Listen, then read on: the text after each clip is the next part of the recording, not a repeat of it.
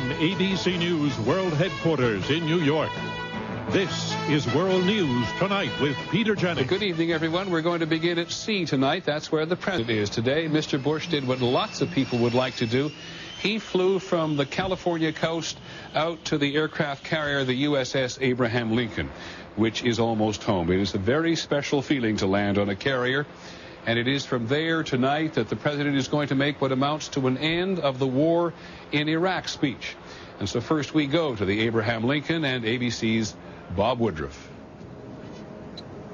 Peter, the president landed in a plane that is called a Viking S-3B. This is a plane that was originally designed to hunt for submarines, but in this particular war, it was used to refuel other fighter airplanes.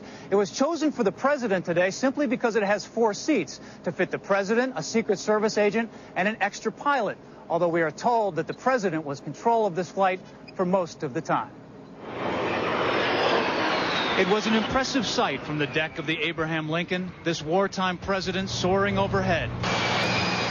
Then coming in at about 150 miles an hour, the first sitting president to land on a carrier felt what it was like. That's a big rush landing, then landing on an aircraft carrier for the first time. I know it grabs your chest and you feel it. The crew was happy to have him here. It's an honor, the greatest honor, I guess, can be bestowed on us. It's pretty good. It's pretty good for the boat, you know what I'm saying, to experience something like that since we've been out to sea for 10 months already. According to his pilot, the president took controls of the plane for most of the flight before handing them back over for the landing. Repressed. He became a kid. He just enjoyed that flight like very few things he's done recently. He was clearly enjoying the moment.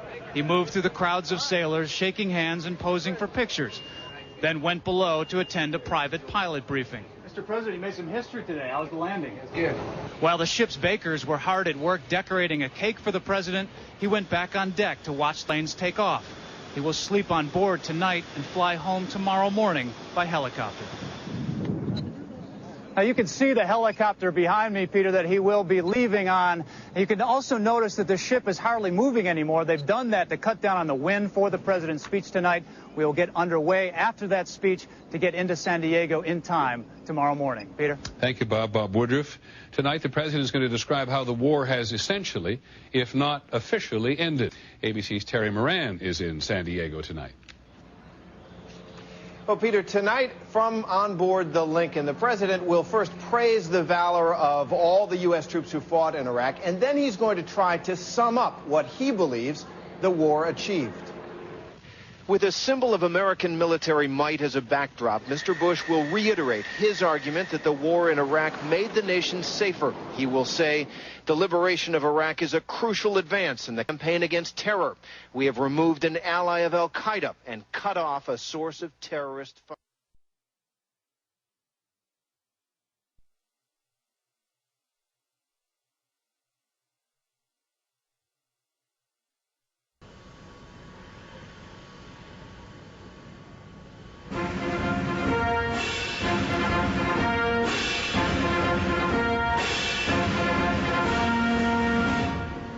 Ladies and gentlemen, the President of the United States.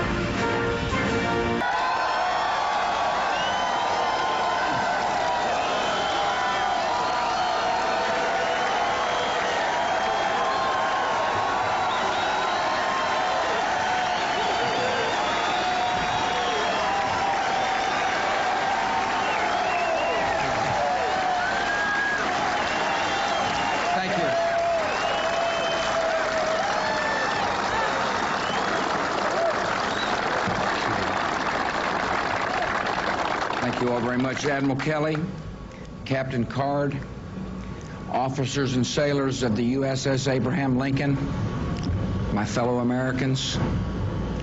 Major combat operations in Iraq have ended. In the Battle of Iraq, the United States and our allies have prevailed.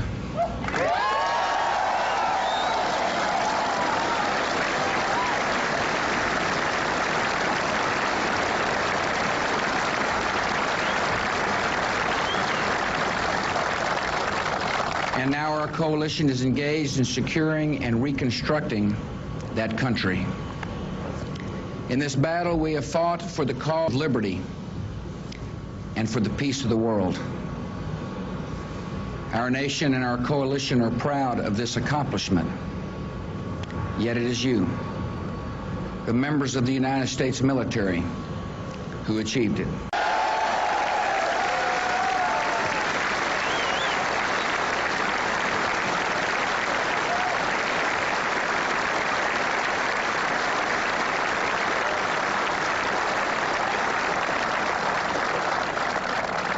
Operation Iraqi Freedom was carried out with a combination of precision and speed and boldness the enemy did not expect and the world had not seen before.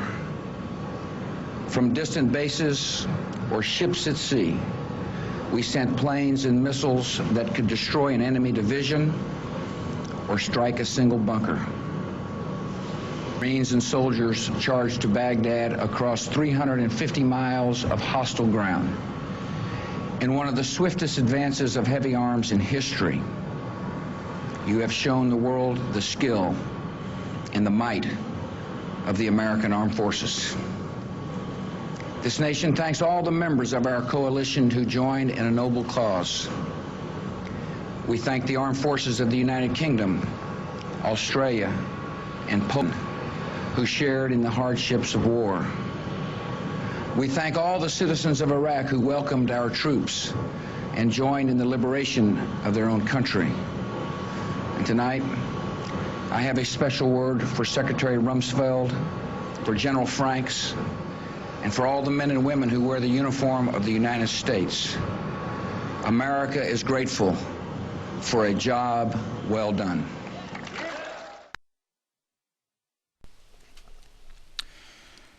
Wow.